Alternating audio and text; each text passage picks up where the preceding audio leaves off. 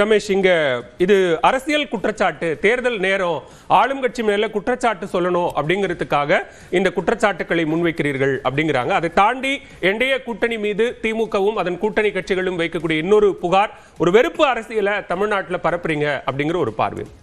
இது வெறுமன குற்றச்சாட்டு இல்லை சார், நடந்த நிகழ்வுகளை சுட்டிக்காட்டி அந்த குற்றச்சாட்டை சொல்லியிருக்கிறார். தமிழகத்தினுடைய அதிமுகவினுடைய பொதுச் செயலாளர் எடப்பாடியார் அவர்கள், எங்களுடைய தலைவர் ஜி.கே. வாசன் அவர்கள், பாட்டாளி மக்கள் கட்சியினுடைய தலைவர் அன்புமணி உள்ளிட்டவர்களும் சொல்லியிருக்காங்க.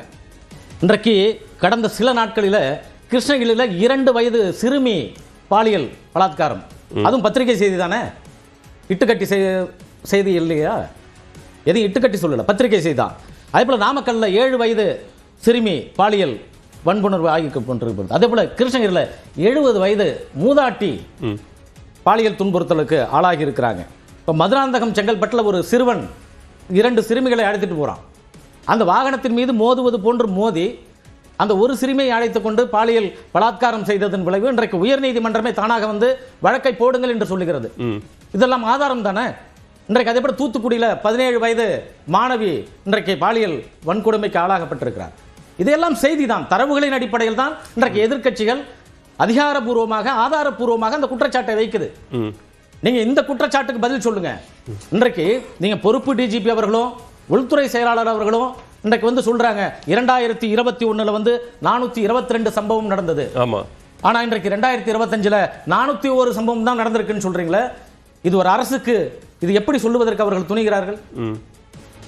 நீங்க வந்து அன்றைக்கு அது மட்டும் இல்லாம போக்சோ பற்றிய ஒரு விழிப்புணர்வு ஏற்படுத்தப்பட்டிருக்கிறது. அதன் காரணமாக குற்றங்கள் நிகழ்ந்தால் புகார் அளிப்பதற்கு முன்வருவதற்கான ஒரு ஏதுவான சூழல் ஏற்படுத்தப்பட்டிருக்கும். உதாரணத்துக்கு சமீபத்தில் கோவை மாணவிக்கு நடந்த அந்த கொடூரம் பார்த்தோம். அது கிட்டத்தட்ட 126 நாட்கள்ல விரைந்து நீதிமன்றத்தால் விசாரிக்கப்பட்டு தீர்ப்பு வழங்கப்பட்டிருக்கிறது. புகார் அளிப்பதற்கான ஒரு சூழலை உருவாக்கி குற்றம் செய்பவர்கள் தண்டிக்கப்பட வேண்டும்ங்கிறதுல மாற்று கருத்து இல்லை. அந்த தண்டனை கடுமையாக இருக்கப்பட வேண்டும். ஆனா அந்த கொடுத்திருக்கிற அந்த டேட்டாவையும் நம்ம ஒப்பிட்டு பார்க்கணும். அந்த விழிப்புணர்வு சரியான முறையிலே தமிழக அரசு முன்னெடுத்திருந்தால் கிட்டத்தட்ட நீங்க சொல்ற 422க்கு 401க்கு எங்க இருக்கு? 95-90% வந்து போச்சு இல்ல. சரி, நீங்க முழுமையாக விழிப்புணர்வை ஏற்படுத்தியிருக்க வேண்டாம், குறைந்தபட்சம் ஒரு 25%க்குள் கட்டுப்படுத்தியிருக்க வேண்டும். அதுதான் நீங்க வந்து சட்டம் ஒழுங்கை நீங்க மாநில அரசு நிர்வாகம் காவல்துறை கையில் வைத்திருக்கக்கூடிய செயல். இன்றைக்கு காவல்துறைக்கு இங்கே சுதந்திரம் இல்லை என்று, திமுக ஆட்சியில் சுதந்திரம் இல்லை என்று ஒரு குற்றச்சாட்டும் இருக்கிறது. ஆகவே அவர்கள் நசுக்கப்படுகிறார்கள். அவர்கள் ஏதாவது ஒரு வழக்கை தொடுத்தால் அதற்கு சட்டமன்ற உறுப்பினர்கள் மூலமோ நாடாளுமன்ற உறுப்பினர் மூலமோ அமைச்சர் மூலமோ அவர்களுக்கு அழுத்தம் கொடுக்கப்படுகிறது என்ற செய்தியை காவல்துறையினரும் சொல்லுகிறாங்க. இல்ல, இப்ப நீங்க சொன்ன இந்த செய்தியாளர் சந்திப்புல திரு தீரஜ்குமார் என்ன சொல்றாருன்னா, நீங்க இந்தியாவினுடைய மற்ற மாநிலங்கள்ல போய் பாருங்க, சட்டம் ஒழுங்கை கையாளக்கூடிய குற்றங்களை குறைக்கக்கூடிய சதவீதத்தில் தமிழ்நாடு தான் முதலிடத்தில் இருக்கு மற்ற மாநிலங்களை ஒப்பிடுகையில் அப்படிங்கிறாங்க. ஈவன் அதை பிற்பகல்ல செய்தியாளர் சந்தித்த அமைச்சர் ரகுபதியும் அதை சொல்றாரு. நான் என்ன சொல்றேன், இந்த டேட்டா தமிழ்நாட்டுக்கு தானே, நீங்க தமிழ்நாட்டு மக்களுக்கு தானே இந்த செய்தியை சொல்றீங்க. நீங்க ஆந்திராவுக்கா சொல்றீங்க, கேரளாவுக்கா சொல்றீங்க, இல்ல கேரளாவுடைய தரவு இங்க தமிழ்நாட்டு மக்களுக்கு தெரியுமா? பாமரனுக்கு தெரியுமா? சாதாரண மக்களுக்கு தெரியுமா?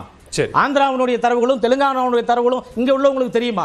நீங்க மற்ற மாநிலத்தை ஒப்பிட்டு பேசுவதே வழக்கமாக வச்சிருக்கீங்க. தமிழ்நாட்டில் இங்க என்ன செஞ்சிருக்கீங்க? தமிழ்நாட்டில் நீங்க எந்த அளவுக்கு குறைச்சிருக்கீங்க? அதுதானே செய்தி, அதுதானே நீங்க மக்களை காக்க வேண்டிய அரசு. இதை விட்டுட்டு நீங்க அண்டை மாநிலத்தில் மற்ற விஷயங்கள்ல வளர்ச்சி உள்ளிட்ட மற்ற விஷயங்கள்ல நம்ம மாநிலங்களை ஒப்பிடும் போது சட்டம் ஒழுங்கிலும் அப்படியான ஒரு ஒப்பீட்டுக்கு போய் ஆக வேண்டிய தேவை இருக்கு இல்லையா சார்? வளர்ச்சியும் தேவைதான், சட்டம் ஒழுங்கையும் கட்டுப்படுத்த வேண்டியதுதான். இரண்டும் தேவைகள் தான், இரண்டு கண்கள் தான். ஒரு அரசுக்கு வளர்ச்சியும் ஒரு கண்ணு தான், சட்டம் ஒழுங்கை தன்னுடைய கட்டுக்குள் வைத்திருக்கிறது ஒரு கண்ணு தான். சரி, ஓகே, சுருக்கமா சொல்லுங்க மதியவண்ணன். நம்ம சுருக்கமா சொல்லணும். சகோதரர் பேசுறாரு ஒரு குற்றச்சாட்டு அப்படின்னு சொல்றாரு. இப்போ நீங்க தஞ்சாவூர்ல வந்து ஒரு குழந்தை வந்து லாவண்யான்னு ஒரு குழந்தை இறந்தது. அந்த குழந்தையோட மரணத்துக்கு பின்னாடி என்ன இருக்குதுன்னு சொல்லிட்டு அண்ணாமலைய எதிர்கட்சி அன்னைக்கு சொன்னாங்க, மதமாற்றன்னு ஒரு பிரச்சனை இருந்ததுன்னு சொல்லி பொய்யான குற்றச்சாட்டு சொன்னாங்களா, சொல்லலையா? அது உச்சநீதிமன்றத்தில் வழக்கு வரும்போது அது முடிவோட என்ன வந்தது, அந்த மாதிரி ஒரு குற்றச்சாட்டு இல்லைன்னு சொல்லி நிரூபிக்கப்பட்டதா இல்லையா? அப்போ நீங்க மத கலவரத்தை தூண்டணுன்றதுக்காக தான் பிரச்சனைகளை நீங்க திசை திருப்புறீங்க.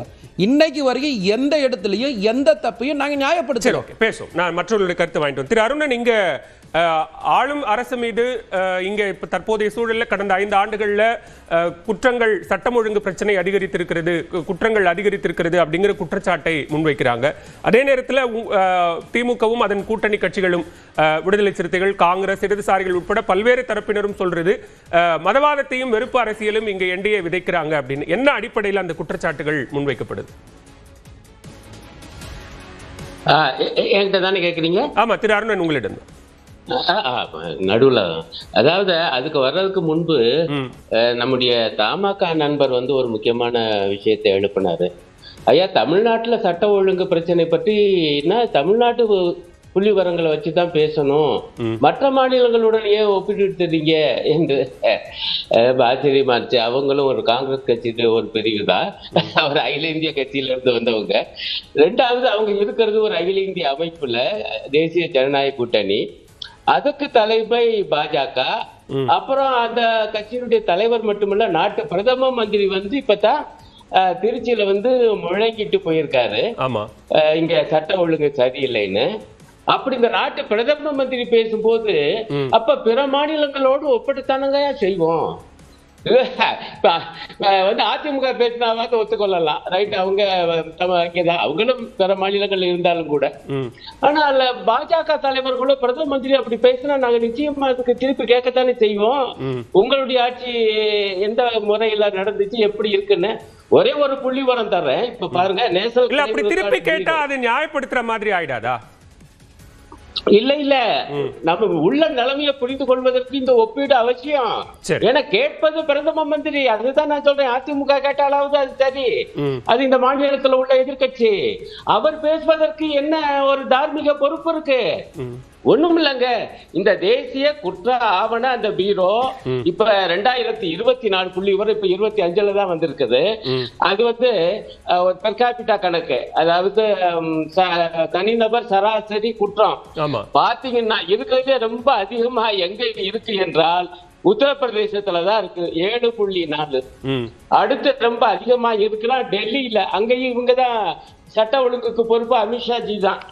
அப்புறம் ரொம்ப அதிகமா எங்க இருக்குன்னா அஸ்ஸாம்ல 4.4. அப்ப நீங்க இந்த பட்டியல தமிழ்நாடு வரவே இல்லை இந்த அளவுக்கு. அதுவும் இருக்கு, ஆனா இந்த அளவுக்கு இல்ல. அப்படி இருக்கும்போது பிரதம மந்திரி வந்து பேசினா நாங்க குறிப்பிடத்தானே செய்வோம். ஒண்ணும் இல்லைங்க. இப்ப நான் பழத்துக்குள்ள எல்லாம் போகல.